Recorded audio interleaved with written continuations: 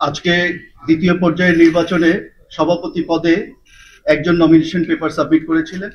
এজন্য কোনো নির্বাচন করতে হয়নি, ভোটিং করতে হয়নি। তো সেই নির্বাচনে মোহাম্মদ আমিনুল ইসলাম বুলবুল সভাপতি নির্বাচিত হয়েছেন। আর দুইজন ভাইস প্রেসিডেন্ট পদের জন্য সেখানে দুইজন ক্যান্ডিডেট ছিলেন, সেই পদেও কোনো নির্বাচন বা ভোট গ্রহণ করতে হয়নি। সেই হিসেবে দুইজন সভাপতি আনকন্টেস্টেড ইলেক্টেড হয়েছেন।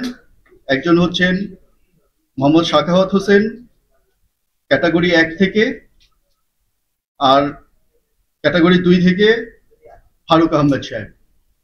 এই আমাদের আজকের নির্বাচনের চূড়ান্ত ফলাফল।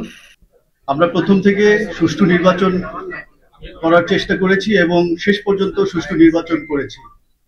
সমস্ত নির্বাচনেই কিছু কিছু অভিযোগ থাকে, আর সব খেলাই দেখা যায় আমরা গ্রাম থেকে দেখে এসেছি, যাদের হেরে যাওয়ার সম্ভাবনা থাকে তারা অনেক সময় অনেক রকম বিতর্কিত কথা বলে।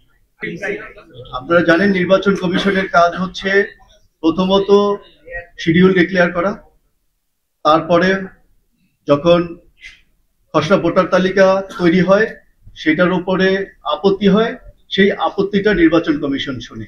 আমরা সেই আপত্তি শুনেছি এবং সেই দিন আমরা মিডিয়ার সামনে এসেছি। এরপরে নির্বাচন কমিশনের কাজ হচ্ছে মনোনয়নপত্র বাছাই করে যদি কারোটা বাতিল করা হয়, সেখানে আপিল হয়, আমরা সেই আপিলটা নির্বাচন কমিশন শুনি। সেই আপিল নির্বাচন কমিশন শোনার পরে আমরা আপনাদেরকে ব্রিফ করেছি।